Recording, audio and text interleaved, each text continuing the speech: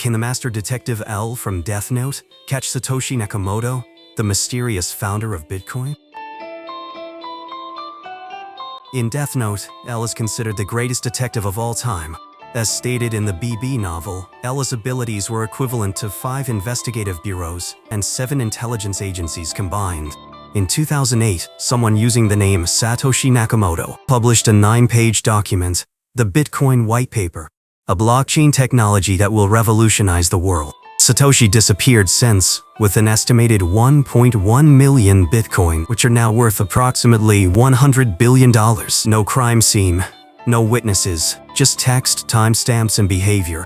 L solves his cases through probability, behavioral profile, and the ability to build a full picture out of tiny details. Real investigators have already tried almost exactly that against Satoshi Nakamoto. L's first move on any anonymous case is always the same. He studies how the person communicates, not just what they say. Researchers have done exactly this with Satoshi's writing. Linguistic analysis of his forum posts and emails shows a mix of British and American spelling conventions.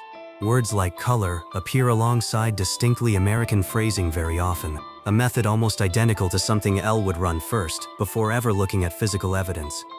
A widely cited analysis went through more than 500 of Satoshi's forum posts and mapped them by hour. The result, an almost complete absence of activity between roughly 5 a.m. and 11 a.m. GMT, a 6-hour dead zone consistent with someone asleep during those hours.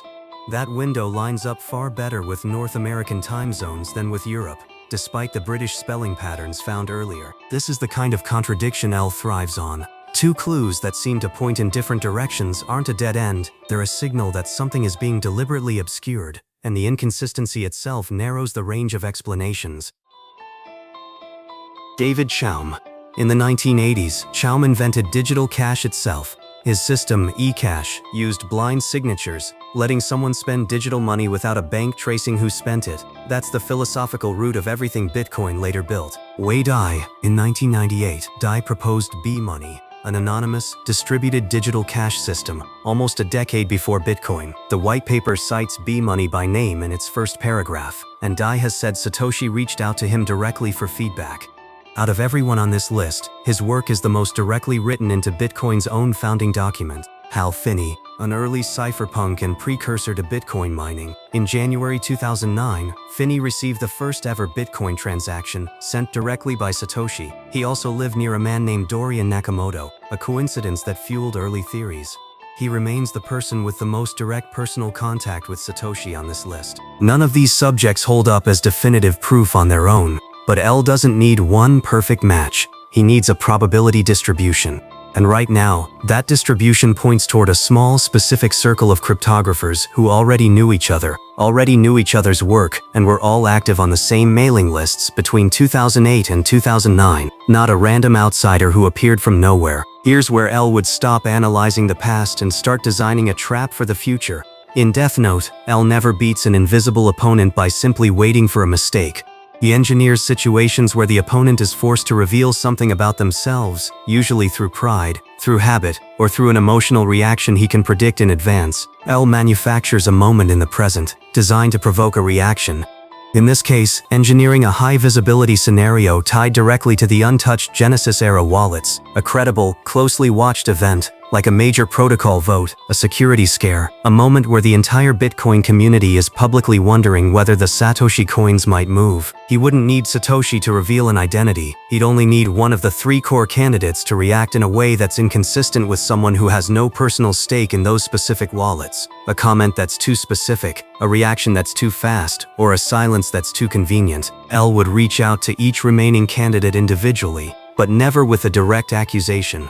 He'd frame each contact around a specific, narrow technical question only Satoshi could answer instinctively, something never made public, buried in an early code comment, or a forum reply that's since been deleted or altered. A question whose natural, comfortable answer requires having actually written that original code. The value isn't in what they say, it's in how quickly and how naturally they say it. Finally, L would do what he always does at the end of an investigation: assign percentages, not certainties. Based on stylometric overlap, timeline consistency, honeypot reaction, and direct contact response, each candidate gets a number, not a verdict.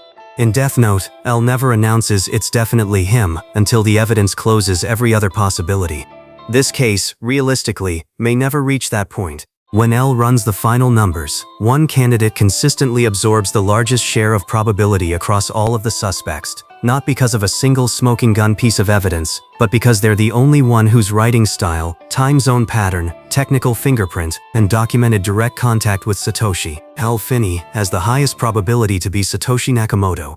L closes the Satoshi Nakamoto case the same way he closes every case that never gets a courtroom, not with an arrest, but with a number so high that doubt stops being reasonable, just a private report, and a decision, the same decision every real Satoshi researcher has quietly made, to let the file stay open, because certainty and proof were never actually the same thing in this case, and they never will be.